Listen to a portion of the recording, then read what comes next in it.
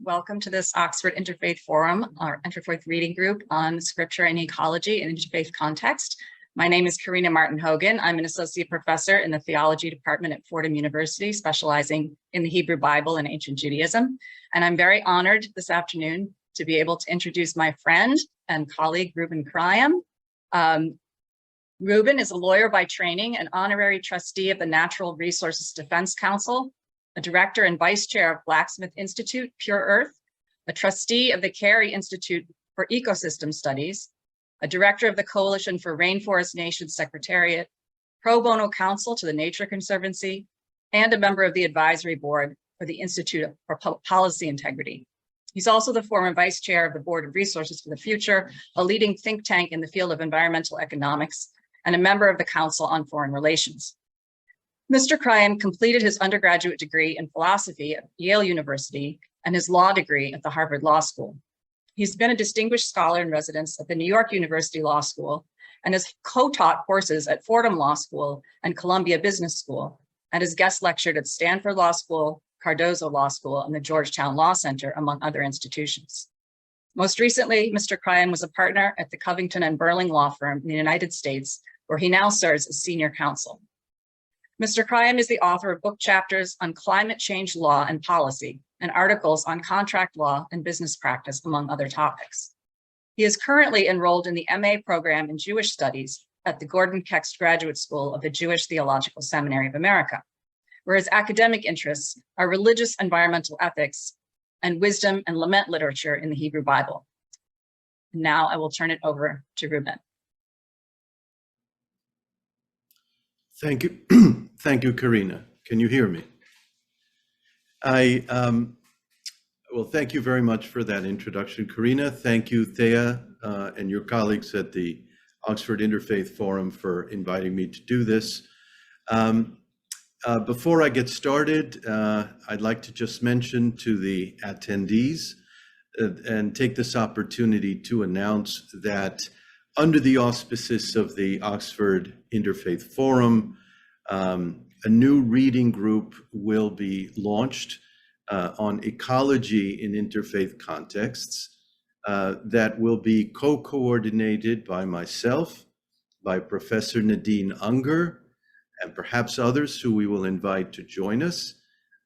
We very much look forward to it, and perhaps this session and two others that we're going to have under this same heading will be a taste of things to come. Going now to my presentation. As you will have surmised from Karina's introduction, I've spent a good part of my professional life engaged in one form or another with the environmental community. Much of that has been focused on addressing the threat of climate change. I've been an advocate, a participant in the management of research institutes. I've taught and I've participated in the international negotiations that are conducted under the auspices of the United Nations, the so-called UNFCCC, the United Nations Framework Convention on Climate Change. And in doing this, I've observed and participated in the process to the extent I've been allowed to do. Well, I've come to some hard conclusions that I'd like to share with you. First, I can tell you that in my view, the processes that are in place to address this threat are extremely unlikely to be successful in avoiding many, if not all, of the catastrophic impacts that climate change will have. The dynamics of the negotiations globally, the vested interests that are resistant to change, the perverse incentives that are at play when one is trying to address a collective action problem where everyone has an incentive to free ride, simply won't allow it. So an enormous amount of human suffering will happen, even in the best scenarios that are foreseeable, and it could be much, much worse than that. Second, humankind, or at least that part of it that has agency in this context and is actually able to influence the course of events, is stuck in a self-destructive loop that derives in large part from the difficulty that we in the public have in coming to grips cognitively and emotionally with the reality of climate change. In other words, we really do not viscerally and emotionally get it. And this is for several reasons. And I want to go through them very quickly. Number one, we simply do not experience it as we would need to do in real time. The effects of actions that are taken or decisions made are delayed and displaced. In other words, they happen with a significant time lag. And most importantly, they're not necessarily felt. And indeed, in most cases, they are felt the least by the people who have taken those actions or who have made those decisions. Secondly, the physics are somewhat counterintuitive. We're not naturally inclined to believe that small differences, an increase from 400 to 450 parts per million in concentrations of greenhouse gases, or the difference between an increase of 1.5 and 2 degrees centigrade in average surface temperatures compared with pre-industrial times could have such massive consequences, but they can. And there is, in fact, a decent likelihood that the increase could be 2 or 3 times as large by the end of this century. We also cannot conceive of the feedback loops that amplify these effects by orders of magnitude, or could amplify them. The scale is not too small there, but rather too large for us to envision it. Greenland shed approximately 280 gigatons of ice every year between 2002 and 2016. The island's lower elevation in coastal areas experienced 13 feet, that's 4 meters of ice mass loss, expressed in equivalent water height over a 14-year period. It's very difficult for us to grasp what this actually means, what this translates into. The third reason is that in all of the modeling, there is uncertainty on top of uncertainty. And of course, people have exploited that for the purpose of denying or disavowing the risk of climate. What will greenhouse gas emissions be depending on alternative growth scenarios?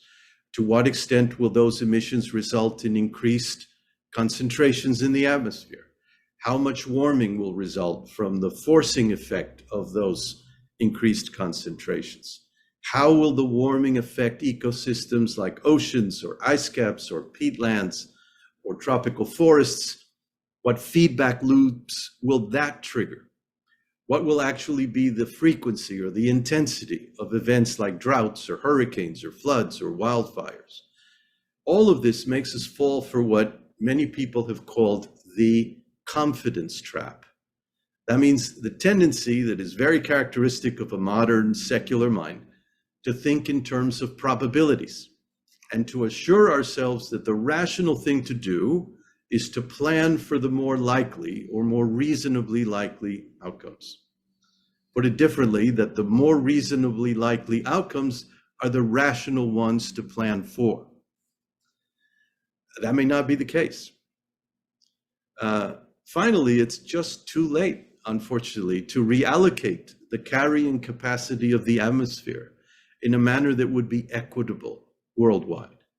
In other words, the wealthier nations have already taken up way more than their fair share. And no matter how much optimistic talk there is and how hard people in good faith are working to correct this, there is almost certainly not enough carrying capacity left, if ever there was, to go around. In other words, it's very hard to find a realistic pathway such that the living standards that some in the wealthier countries have come to expect could be delivered to the vast majority of those who are still deprived of the benefits of the carbon economy. There are transitions that could be made that would be hugely helpful. There are promising opportunities and choices that can be made, but there's a growing realization that the benefits of a carbon economy are either going to have been shared inequitably, or we are going to far exceed any sustainable threshold for ourselves in this planet.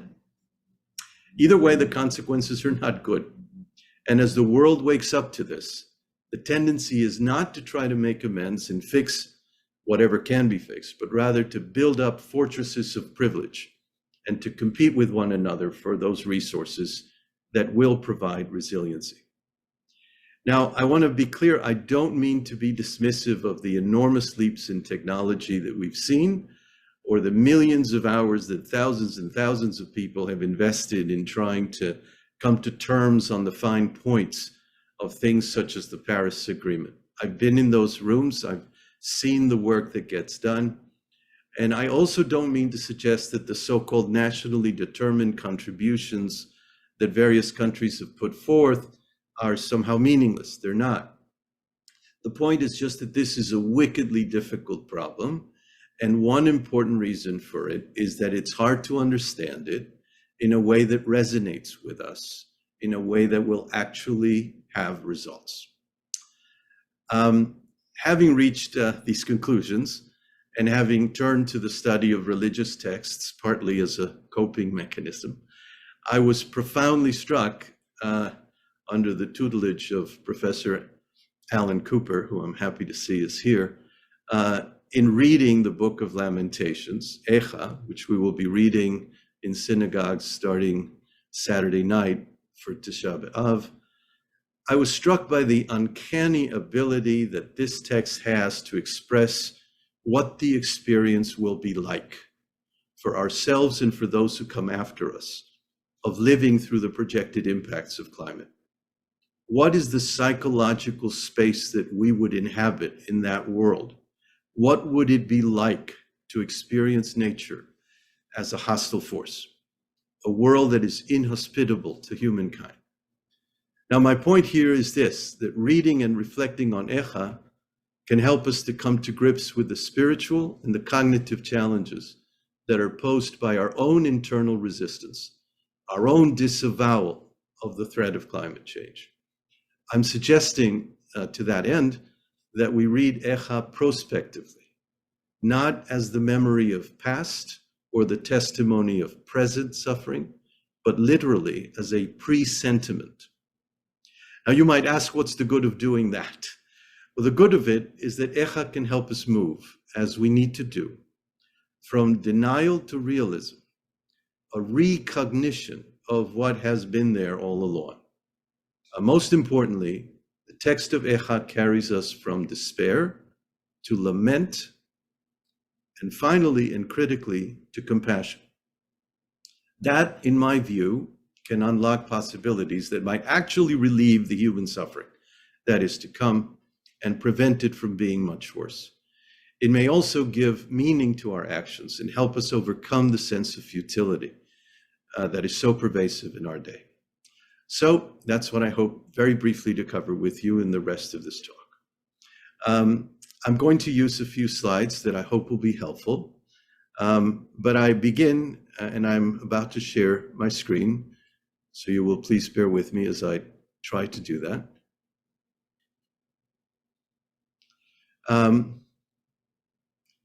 I believe I've now done that. If someone would nod and let me know. But I want to begin with a poem, actually, a poem written by Sister Carol Bialog, religious of the Society of the Sacred Heart, who passed away a couple of years ago. I believe it's very much to the point. This is a selection from the poem. I built my house by the sea, not on the sands, mind you, not on the shifting sand, and I built it of rock, a strong house by a strong sea.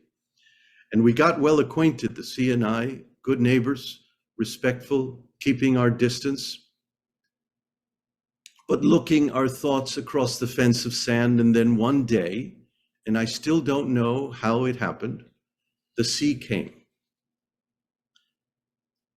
And I thought of flight, and I thought of drowning, and I thought of death. And while I thought, the sea crept higher till it reached my door. And I knew then there was neither flight, nor death, nor drowning. That when the sea comes calling, you stop being neighbors, well acquainted, friendly at a distance neighbors. You give your house for a coral castle, and you learn to breathe underwater. The point I'm trying to make is that the work the work that we do, the work of mourning that we do when we read Eicha, the exercise in which we're engaged when we listen to the pain that is described there, may teach us how to breathe underwater, as Dialog so beautifully put it.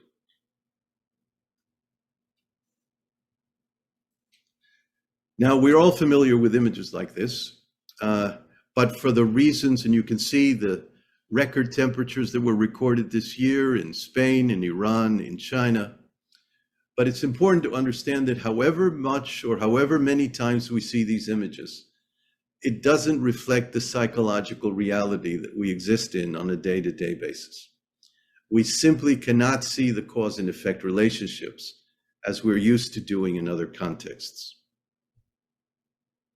Which is why we need something like the Paris Agreement. But what does the Paris Agreement actually say? I've reproduced two of the operative paragraphs here, the critical ones. What it essentially says is that every country should figure out what's the best that it can do and generally try to make that happen. But there's no real agreement on who needs to do what. Behind the rhetoric of cooperation and shared commitment, there is a simple, hard logic of power that plays itself out in ways that are incredibly perverse. So where has that gotten us? This slide gives you a fair idea. The gap between where we need to be in terms of annual greenhouse gas emissions and where we are likely to be, even if the targets that have been set by countries for 2030, that gap is large enough to be almost half of our total emissions per year. In other words, we need to do not 2 times, 3 times, 4 times as much to be on a pathway that is consistent with keeping warming at less than 1.5 degrees centigrade relative to pre-industrial times, which is what the Paris Agreement says and what the community generally agrees is the level at which we would avoid most, but not all, of the catastrophic impacts of anthropogenic climate change. So we're nowhere close to where we need to be. And that is very much for the reasons that I was rehearsing for you earlier. We are, in effect, spending down a carbon budget. That's what we're doing. And we're doing it at a rate that will be, that will run out effectively. We're going to run out of fuel, so to speak, within as little as a decade. That's what this slide shows. But what I want you to focus on actually is the parentheses underneath the different thresholds. In each instance, it's a 50% likelihood, meaning that this is what we have left to have a certain percentage likelihood of avoiding a dangerous threshold, namely 50% likelihood. But another way of saying the same thing is that there's at least a 50% likelihood that we will not avoid it. Imagine if you went to a doctor and she told you that the best that she could offer was a treatment that had a 50% likelihood of success. In a life or death situation, how impressed would you be? That is where we are. That is how we're setting these targets, which is what sounds right or sounds like reasonable, but it's extremely problematic. Why? Because something could happen that many things could happen, and this is what this paragraph that I reproduced from the IPCC, the Intergovernmental Panel on Climate Change, that is what this paragraph effectively says, that we are dealing with a non-negligible likelihood of completely disastrous feedback loops and tipping points being crossed. This is the kind of societal collapse that many serious scholars, still a minority, but a growing minority, have used as a reason to call for what we call deep adaptation, making really hard choices in terms of what we would absolutely need to retain in order for some sort of global order to survive.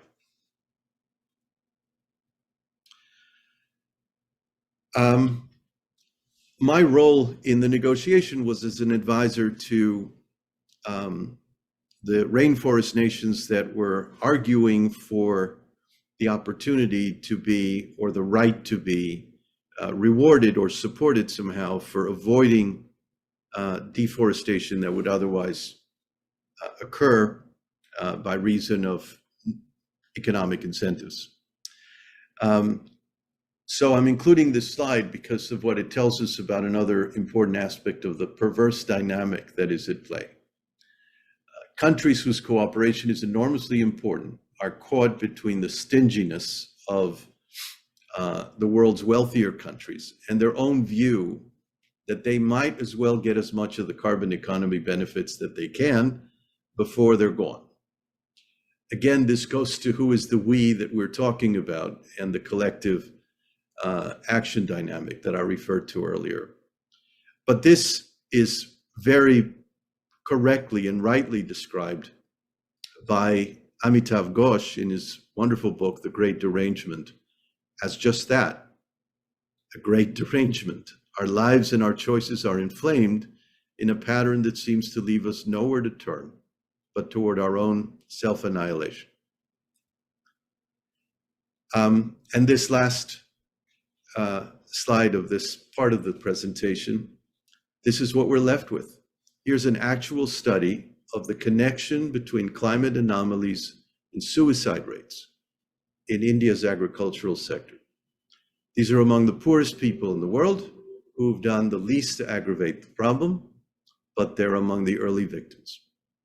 For us in the wealthier West, the impacts are as yet much more localized and perhaps less obviously dramatic, but just look at the pictures in our daily newspapers of people losing their homes and their livelihoods to floods, wildfires, and droughts. Many of us are well insulated from this until we're not. In the face of all this, it is difficult not to have a sense of despair. Indeed, there is very decidedly, especially among the young, a persistent unease, a sense that the jig is up. We now hear and use expressions like eco-anxiety, solastalgia, environmental melancholia, climate grief, climate mourning. And this is what brings me to Eicha. What aspects of the climate threat does it put us in touch with? What is the reality that it allows us to inhabit? To begin with, it reflects the shock of being stunned by the sheer force of what has come about. In this case, seeing something that we think of as inanimate effectively come to life. Think of the melting of a glacier, how it can bring an entire mountain down in a single landslide, or a drought that is so severe that an entire continent is parched and dry. So I'm actually going to ask if she's able to read the English text that is in these slides. So if you could please read this one, Karina. Sure. From on high, he sent fire. Into my bones, he made it descend. He spread a net for my feet. He has left me stunned, faint all day long. The sense of something occurring that is simply stunning in the sheer force of it. The pervasiveness of thirst, hunger, and famine.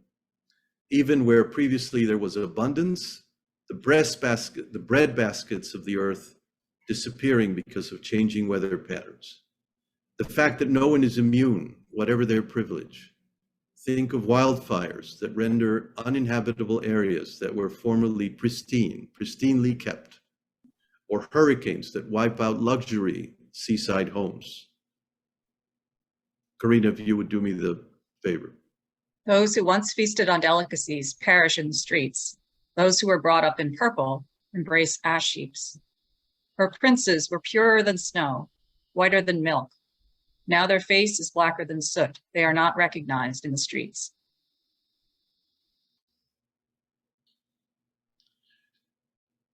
Next, I come to the feeling of being hunted.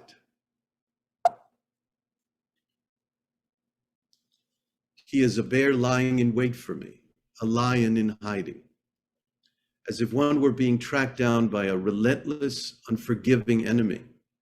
Think of people running from floodwaters that fill every open space. Our pursuers were swifter than the eagles in the heavens. They chased us on the mountains. They lay in wait for us in the wilderness.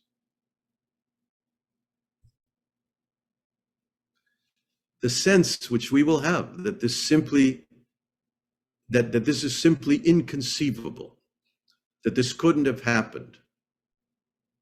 Karina, please. The kings of the earth did not believe, nor any of the inhabitants of the world, that foe or enemy could enter the gates of Jerusalem.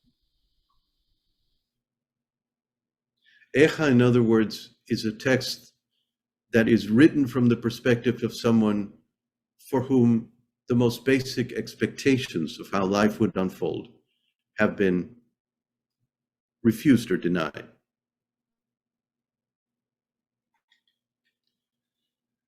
We will have the knowledge that our leaders failed to be alert to this threat or gave assurances that were simply false. Again, I believe that Eicha expresses this wonderfully. Karina. Your prophets have seen for you false and deceptive visions. They have not exposed your iniquity to restore your fortunes, but have seen for you oracles that are false and misleading. The betrayal of future generations who will pay for our failure to act. Please. Our fathers sinned and are no more, and we bear their iniquities. By the way, here we see the word avonotehem translated as their iniquities. We would perhaps also want to say, as one could say, we bear their punishment, or we bear the consequences of what they have done.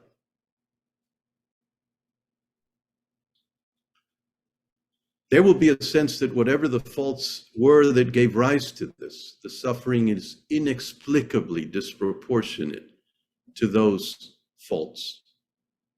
Karina? Look, O Lord, and see. With whom have you dealt thus? Should women eat the fruit of their womb, the children of their tender care? Should priest and prophet be killed in the sanctuary of the Lord?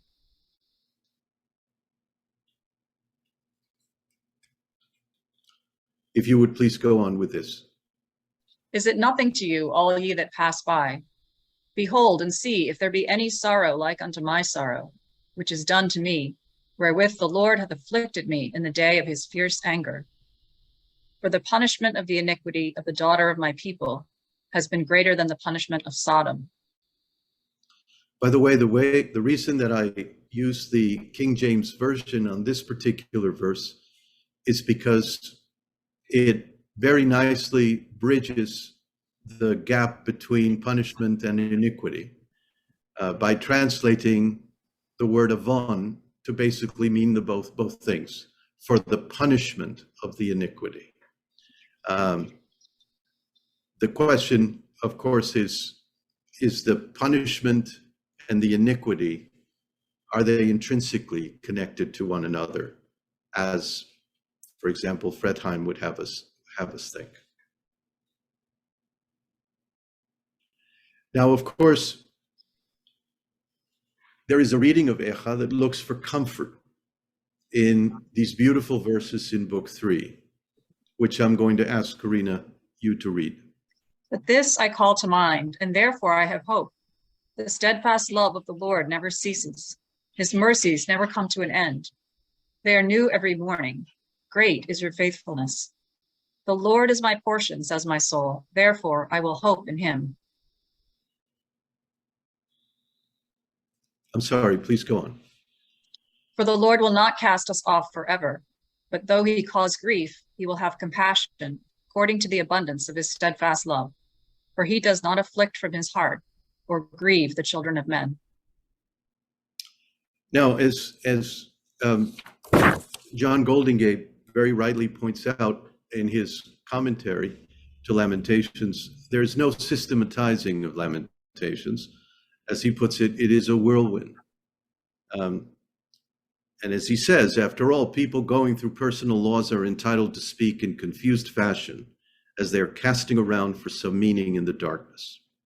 Lamentations is more about the expression of suffering than the meaning behind it. I quite understand and agree with that. And for that reason, rather than to focus on the hopeful strand, which we certainly can do, I would prefer that you focus on the plea that runs through Book 1, particularly in its repeated references and restatements of the phrase, Ein la menachem. She has no one to comfort her. She weeps bitterly in the night with tears on her cheeks. Among all her lovers, she has none to comfort her. All her friends have dealt treacherously with her. They have become her enemies. Ein la menachem.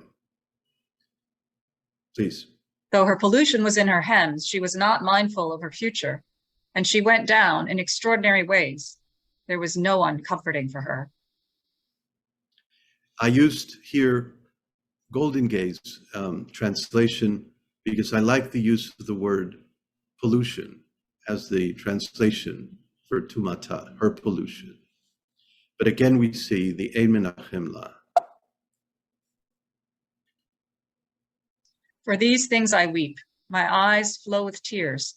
For a comforter is far from me, one to revive my spirit.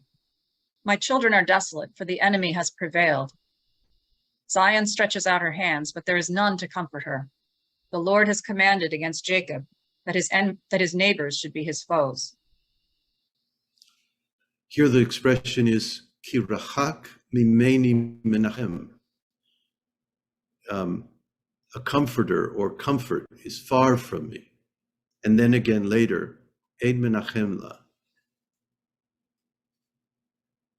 They heard my groaning, yet there is no one to comfort me. All my enemies have heard of my trouble. They are glad that you have done it. Ein menachem li. She now speaks in the first person.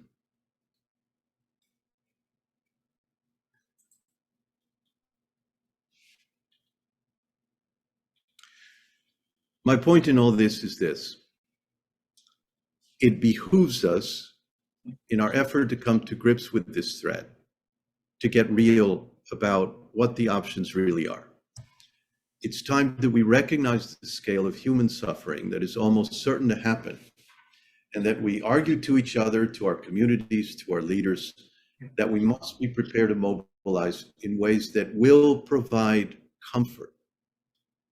Think what this would mean for millions of displaced persons. Will we change our immigration laws to make allowance for them in places that are relatively safe for injury or better able to cope with it? Will we invest in resilience for communities that are poor and not able to build themselves the seawalls that they would need to protect them? Will we socialize the cost of adaptation? These are going to be massive challenges. And to deal with them, we will need help eliciting the sort of compassionate sentiment that comes from being in the presence of the mourner and wanting to comfort her. We won't be able to restore the ways of life that millions will have lost, but we owe it to them and to ourselves, and we should wish that others will care enough for us that there be some comfort. And I think Eicha can help us by sensitizing us to the need for that comfort in the person who is experiencing pain. Not an explanation, not an answer, not consolation, but comfort. I want to close with a midrash, or a midrash on a midrash actually, that appears in Genesis Rabbah. The word Eicha, which gives our book its Hebrew name, appears in its consonant form. In other words, Aleph, Chaf, Aleph, Yud, Chaf, Hey, in Genesis as well, in Genesis 3:9, as you know, as follows. Vayikra Adonai Elohim el ha'adam, v'yomer lo Eicha. And the Lord God called to the human and said to him, where are you? Same consonant form, two very different meanings. The first is a kind of exclamation, the how of how lonely sits the city at the beginning of Eicha. The second is in the form of a question, where are you? Eicha. Now think how readily these two things could change places. In Genesis, God is heard as he wanders through the Garden of Eden, just after Adam and Eve have eaten the forbidden fruit. And he calls out to Adam, where are you? But God, of course, is omniscient. Not only does he know what Adam and Eve have done, he also knows where Adam is. So why ask the question? Perhaps, as Rashi tells us in his commentary, God is merely setting the stage for what is bound to be a difficult conversation with Adam. But perhaps also God is already lamenting Adam and Eve's disobedience, their loss of innocence, the consequence that they will face. And our rabbis acknowledge this.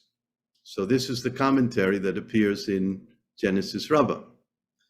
The rabbis read this as follows. From my house I am casting you out. I lament for you, Eicha, as it is written, how lonely she sits. That certainly is a possible reading of Genesis 3:9. God is lamenting. And we can very well see how the Eicha in Lamentations could be an Eicha, a where are you?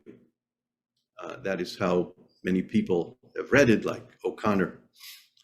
Where are you? Have you, in fact, forsaken us? And that, to this question, the final verse would be a very fitting bookend, especially if we use Habertal's translation. Take us back, O Lord, to yourself, and let us come back. Renew our days as of old, unless you have rejected us, bitterly raged against us. But what I'm going to leave you with is just this thought. Perhaps the Aleph Ayin Chet, Chaf Hey in Eicha is directed at us, at the reader, and is asking us, where are you? Can you hear the lament? Can you feel the compassion? Will you do anything about this? That is how I would suggest that we read Eicha this year, with the thought of climate in mind. And I'll stop there. Thank you. Thank you. Rubén, could you stop sharing your screen? I am trying to just that. Yes, There we very go. good. Thank you. All right. Well, we have about 20 minutes for questions, and I see that some people already have their hands raised. So I would ask, if you want to ask a question, if you could please use the hand raise function under reactions. I did see Alan Cooper's hand up. Do you have a question, Professor Cooper? No? Okay. Well, anyone who would like to ask a question, please use the hand raise function under reactions. And I guess while we're waiting for the first question, I'll ask a question that came to me as Rubén was speaking. Rubén, you were speaking about the idea of this just sort of being a whirlwind of emotions, and that the difficulty is to find meaning. And I'm wondering if you could say a little more about that from the perspective of your reading of Eicha as a presentiment. What kind of meaning do you want to take away from this very disturbing text? Right. Well, I want to say, first of all, Karina, that if I had thought in advance of having you read the text at the same time that I did, I would have preferred that anyway. So thank you for doing it. You're welcome. Well, I think the multivocality of the text is for sure an expression of the type of disorientation that people are bound to experience in circumstances where things that they thought were obvious premises to the normalcy of life are not only put into doubt, but affirmatively rejected or revoked. In that context, one is struck that the speaker in Eicha, particularly in Book 3, is quite, but throughout Eicha, is quite sure of the presence of God. Indeed, as some people have said, the problem in Lamentations is not the absence of God, it is the presence of God. Goldingay says that in his commentary. God is in fact very present in Eicha, but there is not a response from God. There is not an answer. The one author who has picked up on this very interestingly is Todd Linnefeld in his book Surviving Lamentations. And he points out that the commentators, certainly the commentators in Eicha Rabbah, in the Midrash on Eicha, but also, for example, the Targum, the translator into Aramaic, have tried to furnish answers to the text itself, but that the text itself is a pure expression of suffering, that its aim is really just to give grief a chance.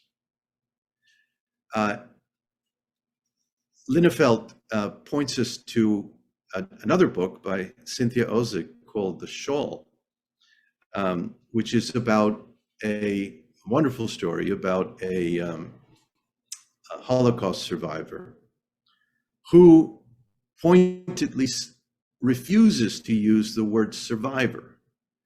She says, I am not a survivor. I am a person whose life has been stolen. I don't have the life that I was entitled to have. I don't have the life that I had or want to have. I haven't, quote, survived. My life was stolen from me, but I'm still here. I think that it's exactly that voice that comes through in Eicha, because there's no way to make up for the loss of those children that have been taken prisoners, because there is in fact no way to make up for what is being described. But then what is left? And what I'm trying to say is what is left realistically is compassion. And if we don't act on the basis of whatever compassion we can muster, we will deeply regret not having done it. And that includes things like, where do we put our effort from the point of view of ministry and from the point of view of activism? You can rail as much as you want against the continued use of fossil fuels, and rightly so. But is that action going to have consequences that are in fact sufficient to release you from the obligation, in effect, to justify your not acting from the standpoint of adaptation, of compassion, of care, and of questioning the choices that we as a society are making in terms of how we deal with this risk? Thank you. That was a great answer. But I appreciate the question. Are there other questions for Rubén? Let me see if I can keep track of them.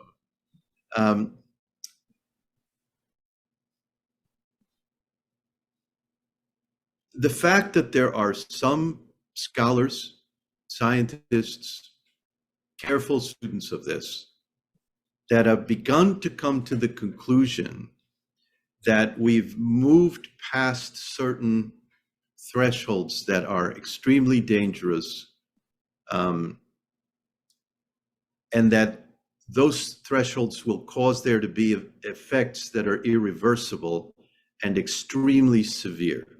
The fact that there are people who have come to that view doesn't mean that they're predicting that societies will collapse and that the University of Oxford or the Jewish Theological Seminary won't be standing. What they're really trying to say is, in fact, precisely that we should be acting urgently, that urgent action is required.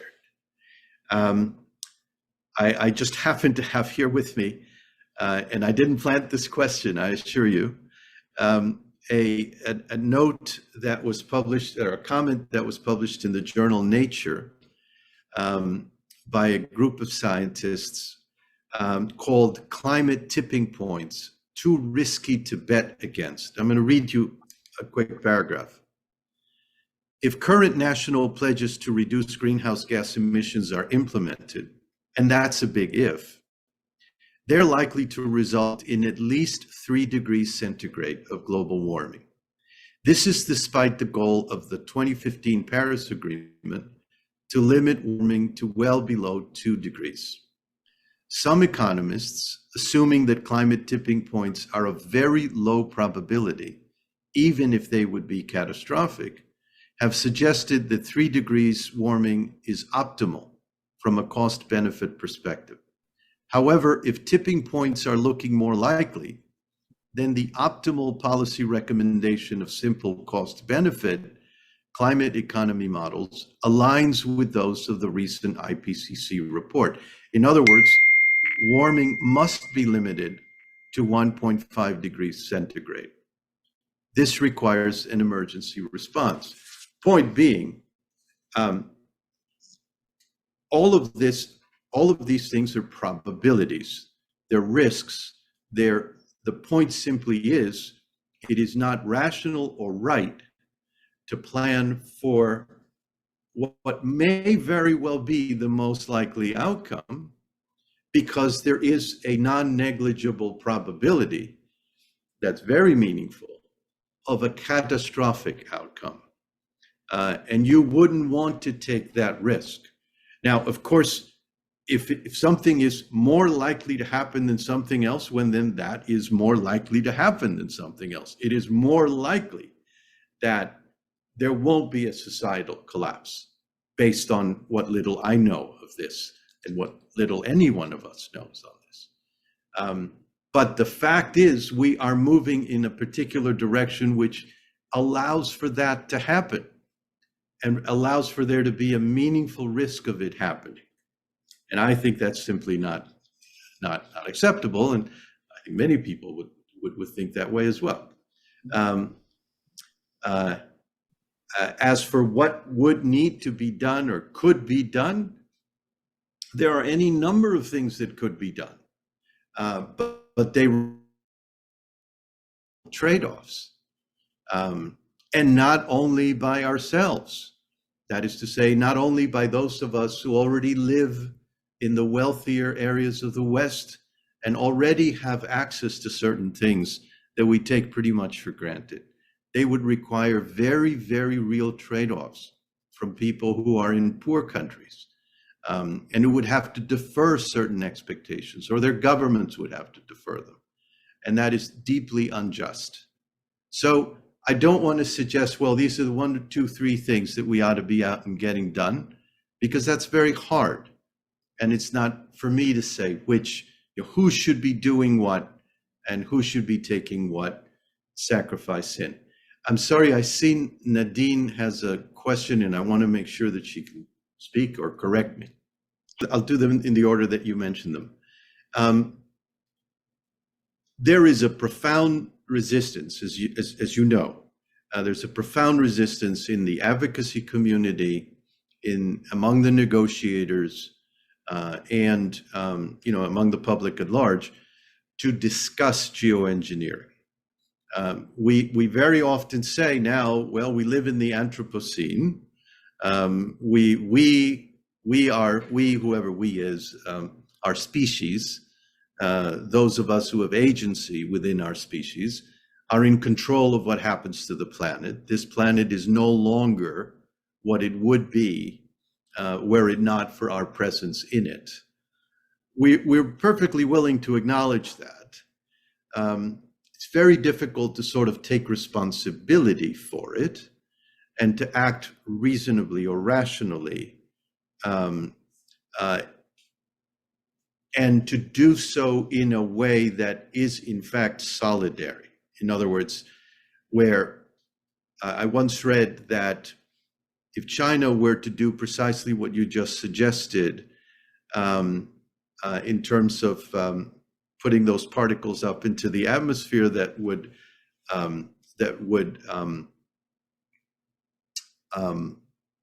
reflect back the sunlight, that could have beneficial impacts from the point of view of rainfall in China and negative impacts from the point of view of rainfall in India. And that India could do the same. And the striking thing, the astonishing thing is that we have no negotiations in place. There is no regime for governing that decision, because we simply haven't wanted to address it in a global fashion. I think it's a topic that should be addressed very decidedly. And I can very well see how, under certain circumstances, it would make all the sense in the world to try to buy some time. As for what you said about compassion, I just simply couldn't agree with you more. I don't think it's the role. I mean, one thing that happens, one dynamic that happens is that IPCC reports and most things that actually get published have to be written in a way that is very cautious, very, quote, rational, that avoids emotional language in order to be taken seriously, and particularly in order to avoid the criticisms that will immediately come forth from those who would want to prevent action from being taken. And so there's a certain type of self-censorship in how these texts are produced. And people simply will not address these issues with the emotional content that they deserve. But then that's what people who look at religious texts and who publicize them and who educate other people in those religious texts, or who minister to people, can do and should not be afraid to do. What I'm suggesting is that that is in fact exactly what we can do. And I think it would make a great difference. Thank you. I think we have time for one more question. So I have behind me somewhere a book that came out recently called Generation Dread. And it speaks, in fact, precisely about the fact that young people have reported in reasonably reliable studies a very widespread sense of precisely what you described, a sense of despair, a sense that it's pointless to pursue a life project. Now, I think it's very important to do two things. One is to acknowledge that that despair is not nuts. It's not a failure of character. It's an interesting and important response to a reality. Second, that it needn't be and shouldn't be a reason for denial or disavowal. That is to say, that one has to not, for that reason, think that the choice is between denial and despair. We can avoid denial, we can avoid despair, But how do we avoid despair? Well, that partly has to mean that we think of life projects slightly differently, and that we try to fit them into a framework that takes account of the reality that we're actually living in. I think it's extremely important for those people who do feel that kind of grief, that it be acknowledged and that it be respected, and that it not be dismissed. At the same time that one can offer hope and faith to enable people to see past it. And I think that is, in fact, part of the work of compassion.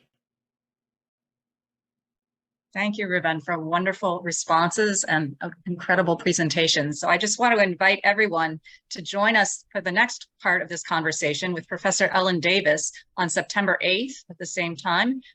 Professor Davis from Duke Divinity School is going to be speaking on Land as Fountain of Life, an agrarian reading of the Psalms. So please join us again in about a month for Professor Davis's presentation. And I just want to give another big thank you to Rubén for your sharing your knowledge with us and your thoughts, and I hope some inspiration also to compassion. Thank you all. Thank you.